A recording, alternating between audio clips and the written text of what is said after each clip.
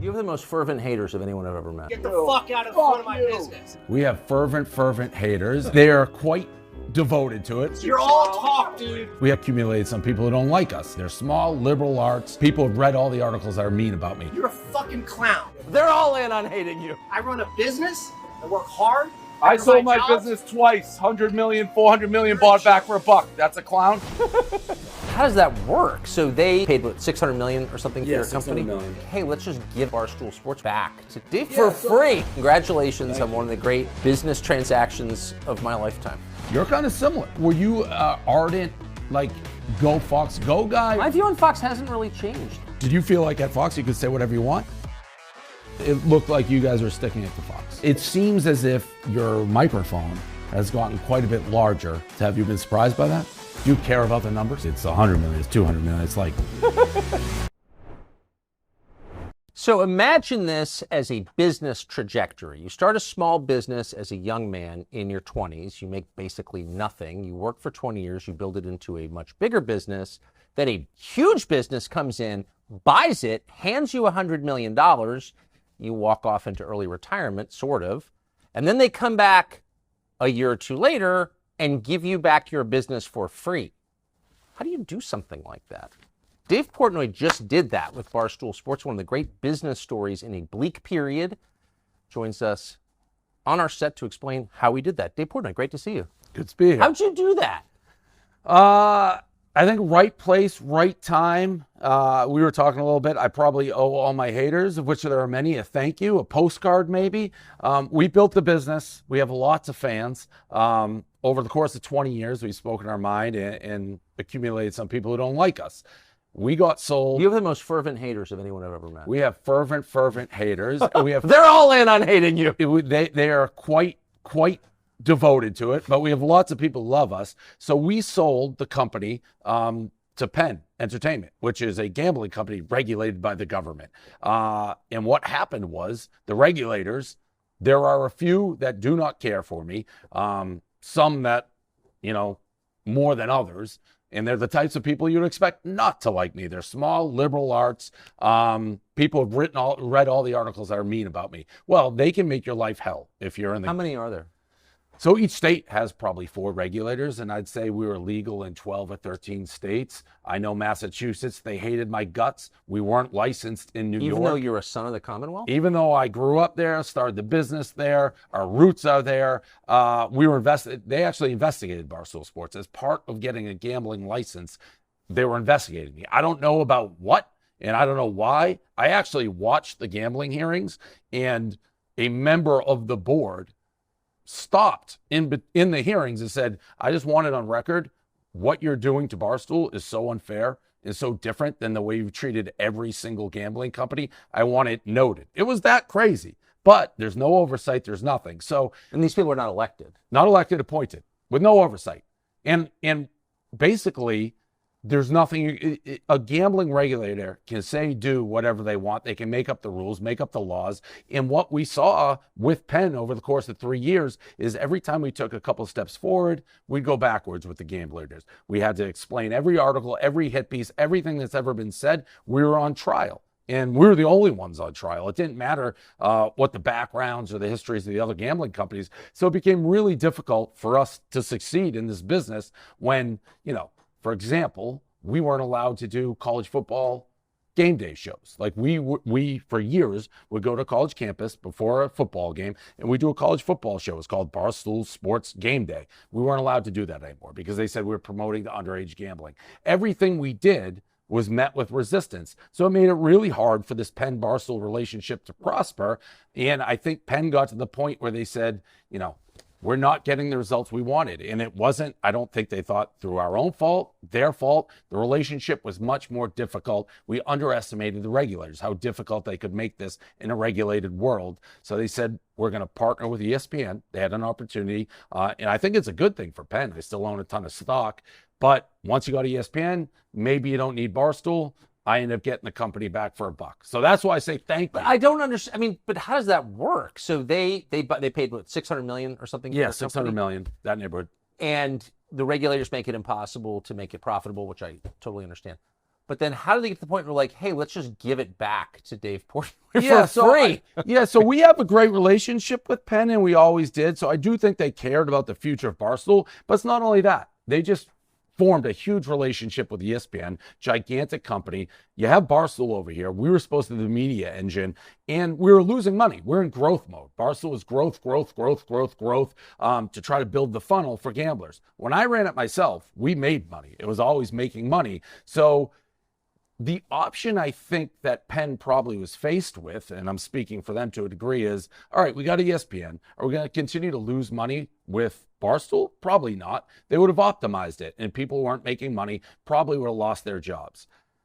Unfortunately, I have a bigger heart than people give me credit for. I got these idiots at Barstool who had been with me for 15, 20 years. The same people. If they didn't work for me, I don't know whether they got bad groceries. They're morons, Tucker. They are truly morons. They fit in our circus, in our moronic world. So I looked at it, and Barstool was losing money. I said, I'll take it back. We're losing a bunch, so I got to fix it. But I know I can save all our jobs and get us back on the profitability course. So it worked, I think, for Penn, and it worked for us. How much are they losing right now? We lost about $10 million last year. That seems like a lot. It is a lot. It's a ton.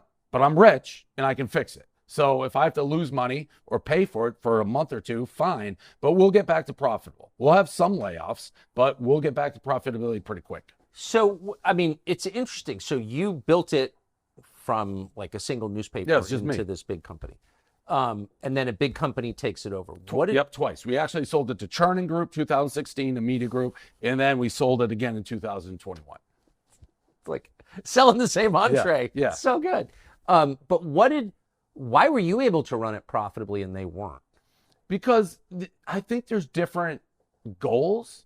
Like when Chernin bought it, their goal was always to sell it again. So you get revenue, and you're not really caring about the bottom line. They had money. That's not how I ran it. I was paying my bills, paying my employees, trying to buy houses. I'm not just going to waste money.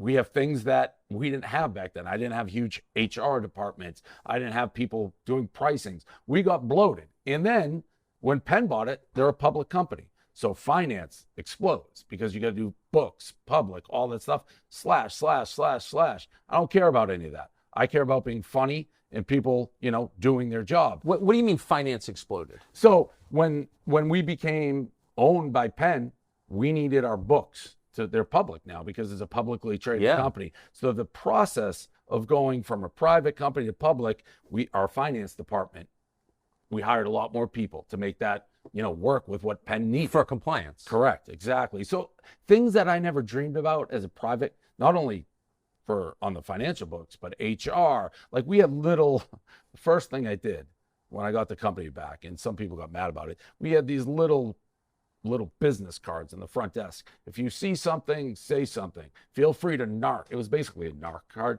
It had a little anonymous address to send to Penn Gaming, Penn Compliance. So like to rat out your coworkers for naughty thoughts or something? Yes, literally. So the first thing I did when I announced I took the company, I marched to the front, I took all the cards, I ripped them in half and threw them in the trash. If you have a problem, say it. Say it out in the open, but I don't like narking private. So there's just a lot of things as a public company that, to me, are wasteful spending. Well, and also just corrosive of the human spirit, like telling on people. A narc card. Yeah, a narc card. So you went to grade school in Massachusetts, right? Yep, Swampscott. In the 80s. Yep. Oh, come on now. 80s. I'm old. Class of Swampscott athletics are back alive thanks to the class of 95. 95. Nice. And congrats on resurrecting the Swampscott athletics. If you narked on someone at Swampscott, was that considered good or bad? Bad. That's bad everywhere. And by the way, my leadership style, I will scream at people, but they can scream back at me. And we'll forget about it in 5 minutes. If you have issues, say it. You should know who has the issue, and you should fix it. And by the way, they may be right. That's not saying that their issue isn't, warranted. But don't squeal. Don't say it behind closed doors. Say it like two people, two grown adults. Figure it out. That's the environment I want. Yeah. Say it like a man to my face, people used to say. Exactly. Yeah. So when you were gone and this big company was running your company, you had an employee who read rap lyrics out loud with forbidden words in them. Yes. They got fired. Correct. Ben Mintz. What was that? That was awful. So Ben Mintz, he started a morning show, and to see Ben Mintz, he's a walking, bumbling idiot. I love him, but that's what he is. So he literally, I think he was reading because it was Monday or something. I forget the song, but he literally was reading the lyrics off a cue card. Read it. He said a lyric that he should have, not said clearly. But his knee-jerk reaction, you can see it on the video. Instant regret. Like, he was reading the song, reading the lyrics. The second he did the lyric, he kind of recoiled. Was like, oh my God, I'm so sorry. I'm so sorry. That was his reaction. I don't think any But he didn't ad-lib though, it was in the song. No, he was quite literally reading the lyrics. Okay, And it was quite obvious, even in this time, white guy can't say those lyrics. We get that. But it was obvious he was reading them off. So it'd be like reading Huckleberry Finn. Correct. There's a naughty word in right. your reading. And he realized it within a second. And I think everybody who would watch that video with that clip be like, that's an innocent mistake. No hate. Well, Penn fired him. Was there an outcry? Was there an organized effort to get him fired? No, I think what happened was Penn was afraid, and this goes back to me a lot, the people who hate us so much, the New York Times is going to write a piece about it, and they were going to make this a big issue. That's what they were afraid of. Whether that's true or not, who knows? We talked to Jay, we talked to Penn, said we think it's a huge mistake. From his point of view, he was running a billion-dollar business, which is what Penn is, and he's afraid of the regulators, that the regulators would say, you can't control Barstool's content. Look at this. This is an example. Your license, yoink. And by the way, as crazy as that sounds, I think there's a possibility that some of these regulators could do that because they're that delusional, that unfair. So that's why they got rid of Ben Mintz. So what happened to Ben Mintz? I mean, he lost his job. Ben Mintz lost a job. I had started at the time a watch company called Brick Watch. You said call it Timepiece Company. Whatever it is, it wasn't. Well, all the watch fetishists call them timepieces. Well, maybe I screwed up. Here it is. I'm wearing it. We didn't sell a ton of them. How much are they? They're not cheap. They're $2,400. For one? For one. We'll edit that for one part. So we hadn't hired anybody. And my first hire at Brick Watch was Ben Mintz to be the salesman for Brick Watch, which was great. So we hired Unless you're Ben Mintz and you're like, shit, I was hosting this show and now I'm selling watches. Listen, I said, Ben, do exactly what you were doing before, except you do it for Brick Watch, and that's it. We did hire him once I got the company back. We hired him back right away. So he's now. Oh, you hired him back? Now he's back at Barstool now. Yes. That was the first thing we did once I got the company back. Good for you. Yes. So, and that's how it should be. Listen. Well, that man's going to work for you for the rest of his life. For better, for worse, yes. And I consider myself a rational, logical person. You can tell when somebody is hateful, and you can tell when somebody makes an honest mistake. There's too much in this country where outcry and outrage over clearly innocent, non-hateful stuff, and that's what Ben got caught up in. But you describe a scenario where there isn't really any outrage. There's manufactured outrage pushed by the media. Yes, 100%. Okay, so like your average person, no matter who he voted for, liberal, conservative, doesn't matter, would be like, yeah, he's reading rap lyrics, settle down. But reporters have this role in our country where it's like, no, I can destroy someone, I'm going to. Stir the pot. I wouldn't have thought twice. I knew it was bad in the sense of, oh, this puts a ball on a tee for people who don't like us. And that is what I tell our people not to do. But never in a million years did I dream that Ben would have lost his job over that. It's just funny, though. I mean, it's like you went into the media. I mean, it was a newspaper, Barstool was a newspaper, which you sold. And so you were a media guy from day one. Did you ever think that we get to a place, and so was I, by the way, where the media would have this weird role that's not to inform people, it's to kind of like enforce orthodoxy? No, and I've said this many times, as Barstool has progressed, my career has progressed. I wouldn't even say I was a media guy. I mean, I got in it. I was trying to start a business and make money, enjoy my life. But I grew up in a household where the New York Times was gospel. Like my dad swore by the New York Times. If it's in the New York Times, it's true. There's no slant. That's the type of house that I grew up. Yeah. And then, we'd still have the conversations because he'd see what was happening with me. And it's not just the New York Times. I used to say it about Fox, when everybody's coming at everything with an angle and you have to digest it and be aware. But it's very hard to get truthful information. I don't even know a lot of times where you go if you want a clean slant on something. Everything's so political. Everything's got an agenda. And, I think the New York Times is as bad, worse than anybody out there. Or did your dad ever change his view? yeah, he's come around to it. He's still, I think, he may be more on a person-by-person basis on who is speaking, but he has come around to a degree. How could you not, unless he'd hate my guts? Because the New York Times makes it, or people like that make it seem like, I'm Hitler. Why? I don't know where that's. I've said this before, but I've talked to you a lot. I've never detected any like real political set. You don't seem very political to me. I've never thought that. Definitely Trump. The rise of Trump, I think, has exacerbated how people think in this country. He's broken a lot of people's brains. I was very pro-Trump when he started running, and a lot of it was because I thought he'd break the political system. Well, you were right. Correct. And he also broke a lot of people's minds. I then, while he was still in the White House, he invited me to come interview him. I'd never given an interview in my life. And I got a call Wednesday night, I think, or Tuesday night, and they said, hey, come to the Rose Garden. He wants you to interview him. It's like, all right, I got to do this. I talked to my dad, I talked to everybody, because I knew, I'm not an idiot, I knew the firestorm that can be surrounding if you look like, hey, you're pro-Trump.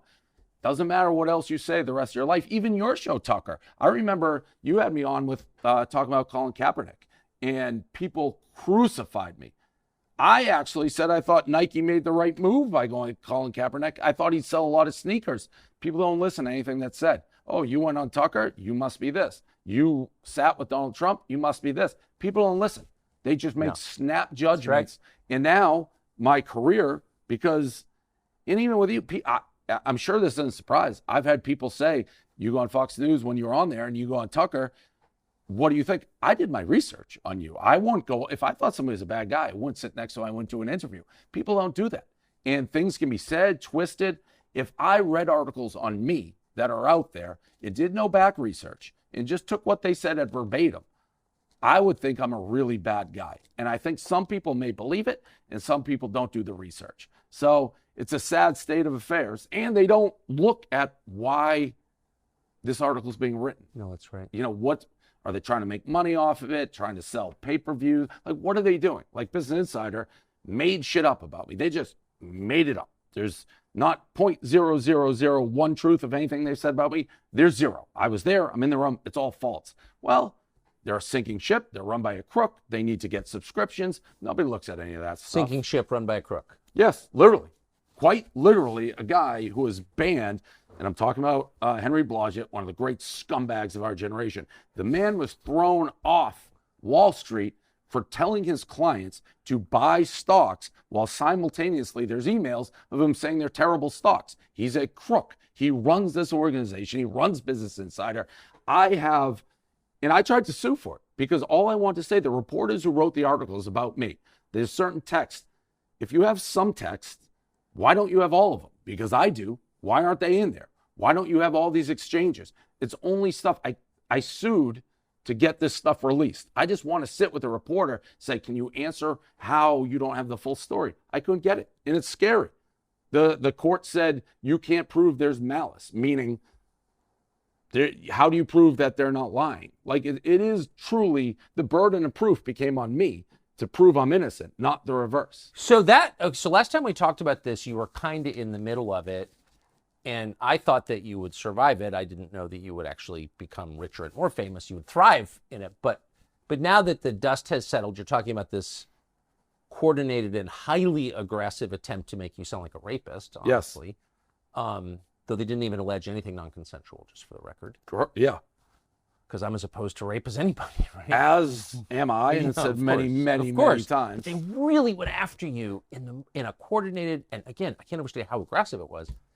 How did you, what are the lessons you learned about surviving that? I've said this a lot. It's always helpful when the truth is on your side. Yeah, so well, I've always been truthful. I've always been myself. And I don't listen to PR. I don't listen to anybody. So why don't you listen to PR? Because the PR is like everything else. It's trying to play a game. Just be yourself. Be honest. I have nothing to hide. I've never been fearful. Well, the next shoe may drop, or they may say there's nothing out there. So what do I care? I've been honest to a fault. And embarrassing videos that have been leaked to me. I have everything. So PR will always try to play the game, how to make it go away, say sorry and things like that. I'm not sorry for anything. I didn't do anything wrong. So those allegations came out, and the next day I responded to them heads on with all this evidence that I had. But it is scary knowing that somebody can print all that stuff. And, at the time, like my girlfriend, I hadn't met her parents, and those articles are out there before I can meet. And still to this day, people will see me and they're like, oh, he's a predator or whatever. And it sucks, but it is what it is. There's nothing I can do to change that. So what do you think? And again, you won Yep. in the end. Business Insider is probably not going to be here in 5 years, and you will be. So, but what about all those guys who in 2017, 18, at the height of the Me Too, and I'm sure some of them were bad and deserved it. Some of them were not bad and didn't deserve it.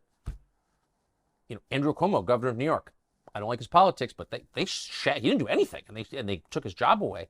Like, how do you think they feel now that the fever has passed?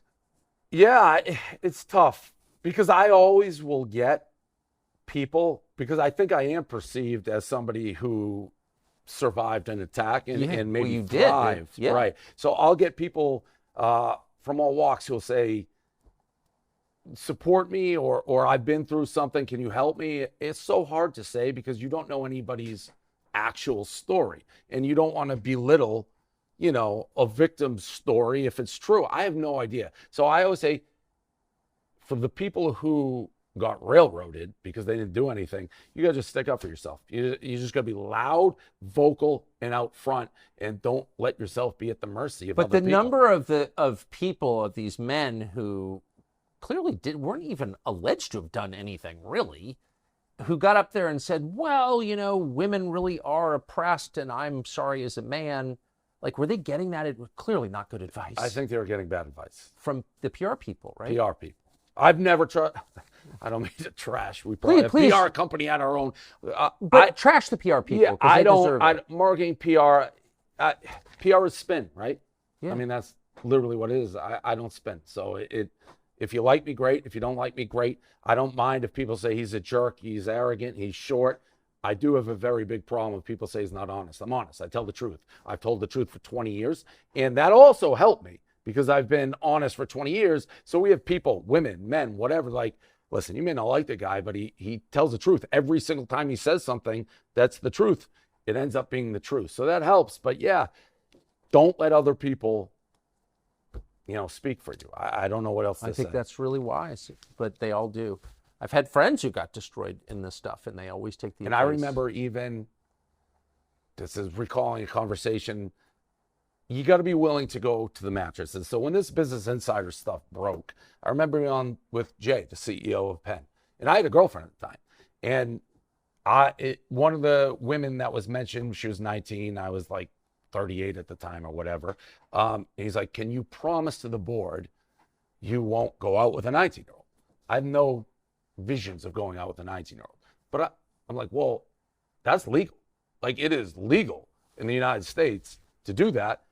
I'm not going to agree to anything that every United States citizen, I have no interest in doing it. Like, I learned so much about it. But just to be like, yes, to make something go away, you can't do that. Well, to have a company control your dating behavior does seem a little intrusive. And whatever you think of dating 19-year-olds, I mean, I'm opposed, but still, it's correct. like, That's my point. And but I wasn't how could dating a company tell you who to date? And if you give, and I think this maybe with the Ben Mintz stuff, if you give people who don't like you an inch, if you back up an inch, that's right. It's done.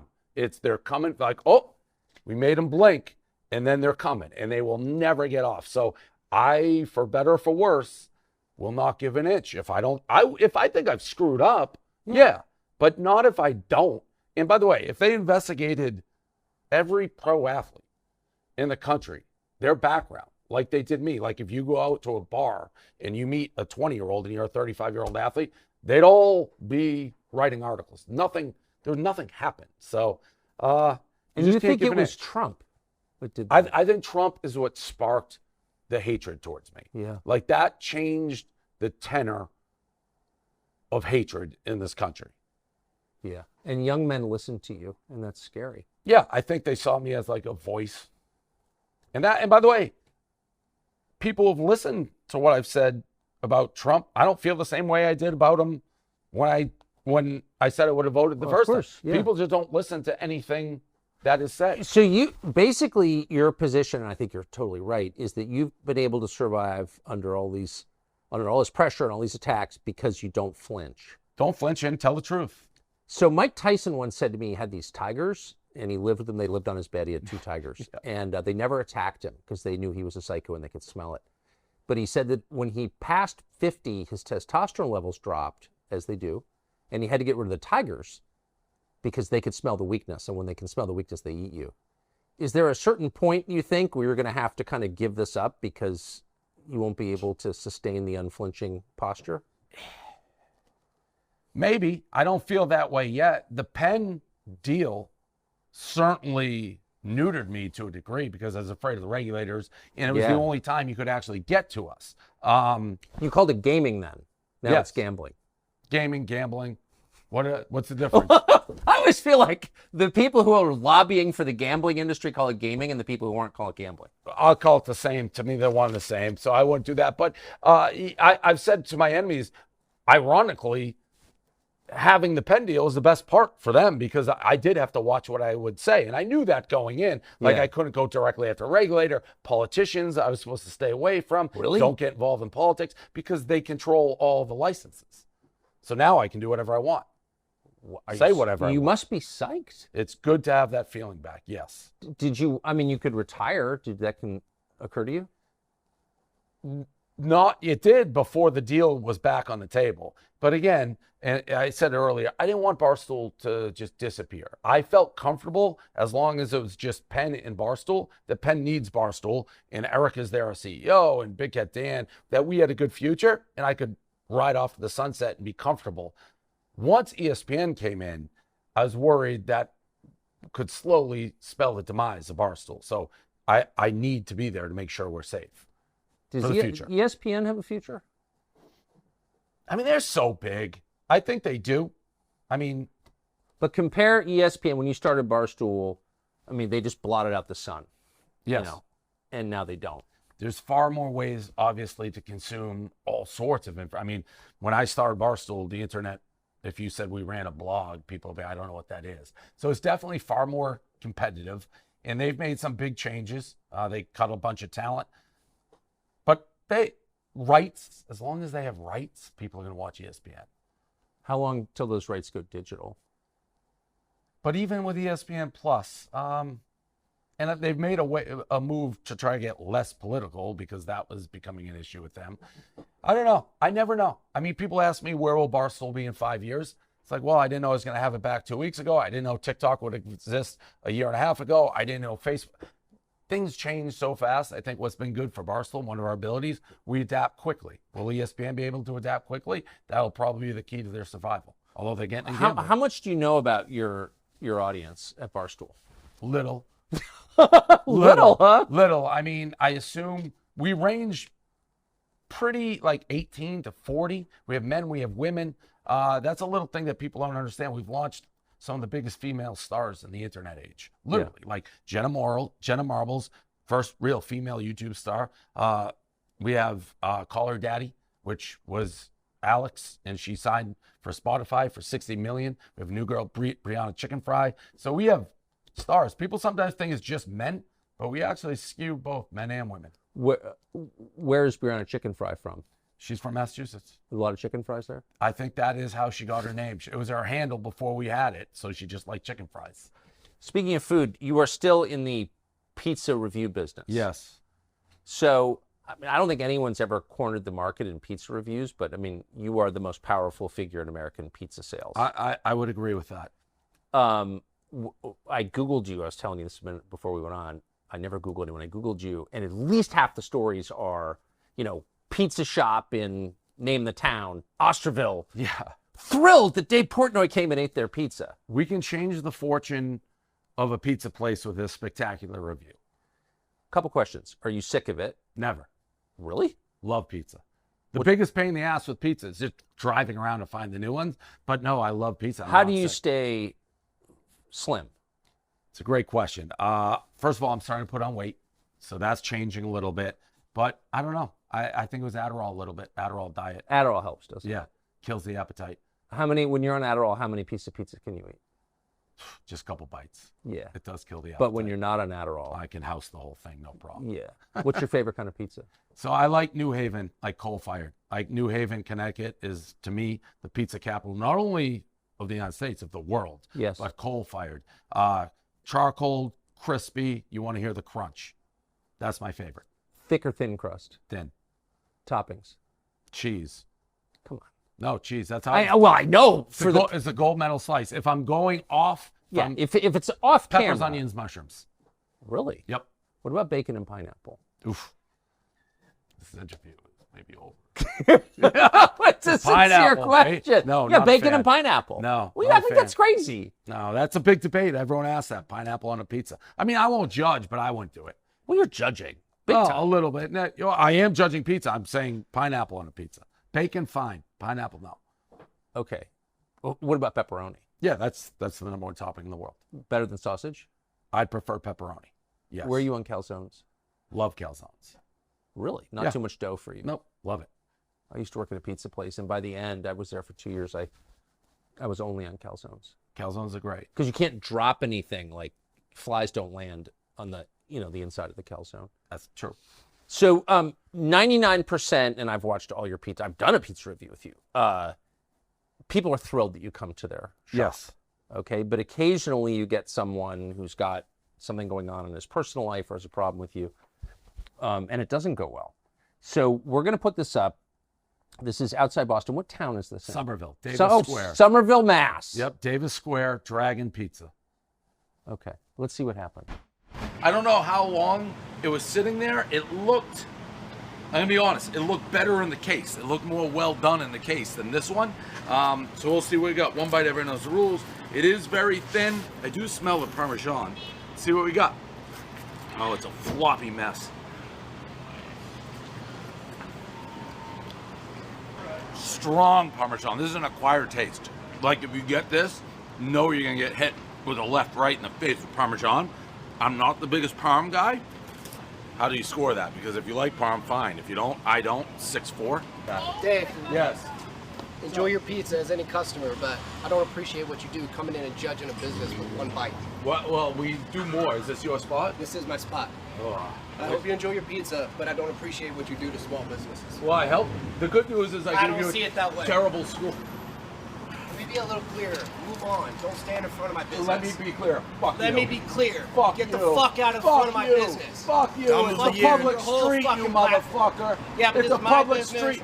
This You can- ain't your business. Yeah, but this is my business, and if you Fuck stay you. here, I'm calling the Fuck fucking you. police. He's right across the street. Go get him. What are you gonna Fuck tattle him. me off for standing on a public street? Just being a fucking Your bitch. your shirt's 6 sizes too small, fatso. Just go fuck yourself and the whole go- fucking platform you're on. Oh, you don't like the platform. You're a joke to me, dude. You know what? You're Take making your a fucking joke. show and your fucking game and go somewhere else. Blah, blah, blah. I- By guess the way, what? I've raised $50 million for small business. You're all talk, dude. 50 You're all million? talk. Was that all talk? Yeah, kind of like that New York Times article. Here we breaking down. go. Here we Exactly. go. Your Exactly. shirt's 6 sizes too small.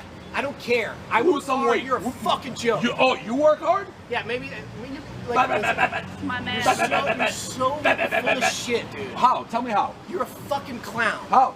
I run a business. I work hard. I sold my provide jobs. business twice. 100 million, 400 million, You're bought a back joke. for a buck. That's a clown? Everything since I got in this business that you represent is an embarrassment. Like to this what? business. Like raising 50 million for small business? Everything. Name Everything. it. Name it. Everything. You I haven't don't named play one your thing. game. You haven't named one thing. I make pizza. It's great. It sucks, You're actually. a fucking joke. Name one thing. Name one thing, asshole. I've given up too much of my time. All you've said is everything, Name one thing. You're a fucking Name joke. one to me. thing. Clown. Wow. That'll be the most viral pizza review we've ever had. It just happened 2 weeks ago. We haven't published it. How's this? Fuck you. Yeah, love that. divine timing. And this is where sometimes I get myself maybe in trouble by being like, when you throw the first punch, I want to bury you. So I knew I was coming on this show, and I knew your crowd, like my crowd, would be like, fuck that guy. So I was so excited for the timing because that guy went out of his way to pick a fight with me, and he knows nothing about me, clearly. His one complaint, I'm bad for small business. Even my most ardent haters have never said I'm bad for small business. It's the only thing they'll begrudgingly be like, well, he just did it because he wants like everyone to say good job or he has a big ego. But nobody's ever been like, you're bad for small business. That guy is what is wrong.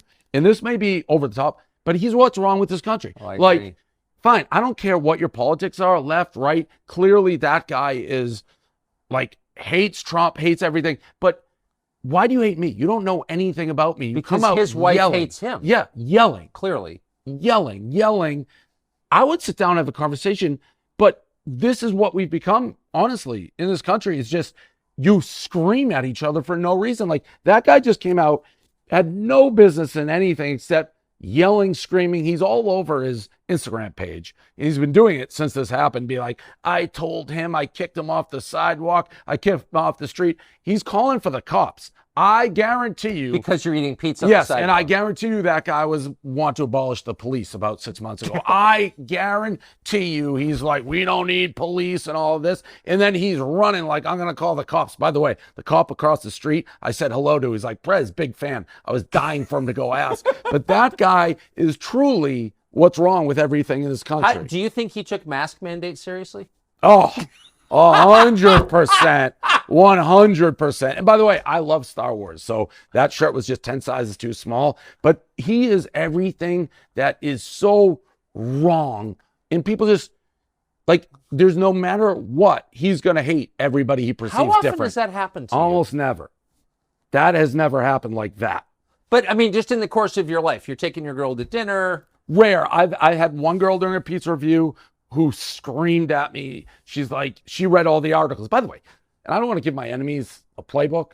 We've talked about, there's been a lot of mean things said about me. Yeah. So when I ask, what do you hate about me? You should have one thing that's actually legitimate as opposed to the New York Times, a small business. It doesn't happen often. Most people in public are normal and nice. They're like, hey, like you. And even if you don't like me, I'm fine with it. But to attack, it's just, I hate that guy. And how was the pizza? Thankfully, I gave it one of my lowest scores I've given in a while. Really? But if you saw how I did it, even when I give a low score, I try to be nice about it. It's like, maybe you don't like parm, maybe this isn't your thing, because I don't want to ruin any small business. Now, I hope his business is ruined. And that may be a mean thing to say, because fair. you should never root against somebody. I truly hope he goes out of business. Like, I'd be happy about that. Again, maybe that's too far, but when you come at me like that, and you are right, and he's drawing pictures of me being like, this guy's an asshole, and I showed him, and I gave him the business. I hope not enough bad things can happen to that. It's interesting, though, guys like that, and this kind of thing has happened to me, I'll be honest, in public over the years. I've seen one yeah, at like, right, exactly. yeah. But it's always when you leave that they're like, I showed him. Yeah, that's what he was fussy doing. little Yeah. bitch. You know, once you're gone, they're like bragging about it on social media. And his recollection of the event. Once people see the video, I'm curious even whether the people who are like defending him, because he does have his crowd being like, you showed him, he's the worst. I'm curious if they watch that video Really? And are like, well, you were kind of an asshole to him. He wasn't doing anything, because I wasn't. Did you pay for the pizza? Of course. So you were a customer. I walked in, I was doing the review out on the street. He kicked me off the sidewalk. What are you talking about, buddy? Like, and what are you talking, Pete, we're doing a pizza festival in Coney Island in September 23rd. It's the greatest assembly of pizza ever in the Because world. pizza's been under attack, you know, for a long, because it does, for most non-Adderall users, does make you a little fat. I've lived it. You only live once, though. Well, that's my rationale. But you are one of this country's most energetic and best recognized pizza defenders, advocates. You'd think the whole pizza industry would be carrying you aloft And in a that, ticker tape parade. that is how we're able to do the Pizza Fest. Because all these great pizzerias who would never do this, they're like, you know what? For what Dave's done for the pizza industry, we're going to come support him. Except this one clown who doesn't deserve the same air to breathe that I do. What a jerk. Why not try to get along? Even if you have that big of an issue with me, come up and talk about it. Like, maybe you won't have the issues when we're done, instead of just coming out screaming and being a Can I just say asshole. one thing I noticed? This makes me sad. I probably shouldn't even say it, but that's one of the only pizza owners I've met, including the one I worked for, who was American born. every pizza guy I've ever met is like some immigrant who loves America. Yep. You know what I mean? It's just like working like an animal and has the same values that I admire. That guy was like from Newton, Mass or something. I still don't know what he was that mad about, because I asked him 10 times what your problem is with me. He just kept saying everything, everything, everything. How can you hate somebody that much that you don't have an example of why you hate him? Like, he's pretty riled up, and it was like he was waiting for this moment. Yeah. And I asked again, well, what do you hate? Give me an example. You're a joke. You're a clown. You hate small business. Well, I raised $50 million for small business. You're still a clown. Like, all right, well, you're the clown. Dave Portnoy. Great timing. That was God being like, here you go, Dave. Here's a little one. You've Bring got this a to lot Tucker. in exchange for Business Insider. You've gotten a lot out of it. Yeah. Well, Godspeed. Congratulations Thank on you. one of the great business transactions of my lifetime. Thank you. What about yours? I mean, you're kind of similar. What? Now, let me ask you this. Before the Fox unwinded. You mean I got fired? Yes. Did you think were you ardent, like, go Fox go guy, or did? My view on Fox hasn't really changed. They let me say whatever I wanted, really, for 14 years, and I'll never stop being grateful for that. And then, obviously, I said too much, and I'm not exactly sure what I said that was bad. No one ever told me, but one day they're like, "Nope, can't have this anymore," and they fired me. And I even told them as they were firing me, like, "It's your business." I made a mental note, never work for anyone else again, and I never will. But I can't be mad about it. I mean, they were great to me. The Murdochs were always nice to me, and one day, for whatever reason, they'd had enough. So my feelings weren't hurt. I was not expecting it. So were you, like, for me, when I was with Penn, I knew there were things. It's like, oh, I can't go there. They've made that clear. Did you feel like at Fox you could say whatever you want? Well, there was always internal. I mean, the Murdochs were always nice. They never got in my way at all. They were always super nice to me. But there were, it's a company run by fearful women. Yeah. You know what I mean? And there were always like second tier people who were hassling my producers, but no one ever called me. I got along with everybody, but I mean, I think they knew like the censorship that's not like, don't welcome that, you know? So, but they never actually got in the way of anything. Our view on the war in Ukraine was really, really hated. I could feel it. And my view was not pro-Russia, never has been pro-Russia. Just like, this is not our fight. It's not good for us. We should just put an end to the war because people die in war. I've seen it. It's bad. And just saying that was considered like crazy pro-Kremlin propaganda. And they were very mad about that. But to their credit, they never said anything to me about it directly. I could just smell it. And so I really just don't have any complaints. And I will say, and I know that you've experienced this, it's true, being humiliated in public, being fired, I have been a couple of times, is totally good for you in the end, because it keeps you from thinking you're Jesus or like getting like super crazy hubris guy, I would think with you, it would have increased. So we spoke, I don't know, last time I was there, and you may correct me if I'm wrong. I never really struck you as a huge technology guy. You were like, even today, you're like, I Googled for the first time. So now you go to Twitter. I hate technology. Right. So, which is now. I hate electricity. Actually, that's how I feel about it. So you Tucker on X and all that stuff. Have you been surprised? It seems as if your microphone has gotten quite a bit larger. Yes. So have you been surprised by that? No, I've been grateful for it. I mean, we, like, within hours of getting the boot, thankfully they fired my executive producer, Justin Wells, like within 4 minutes of firing me. Yeah. And he really didn't do anything wrong. He was the best producer in all of television, and everyone knew it. And Fox has a lot of nice people, a lot of very incompetent people, obviously running it. And he was one of the only competent people in the whole business, but they fired him too. And within, I don't know, an hour of that happening, Elon called him and said, you should come to Twitter.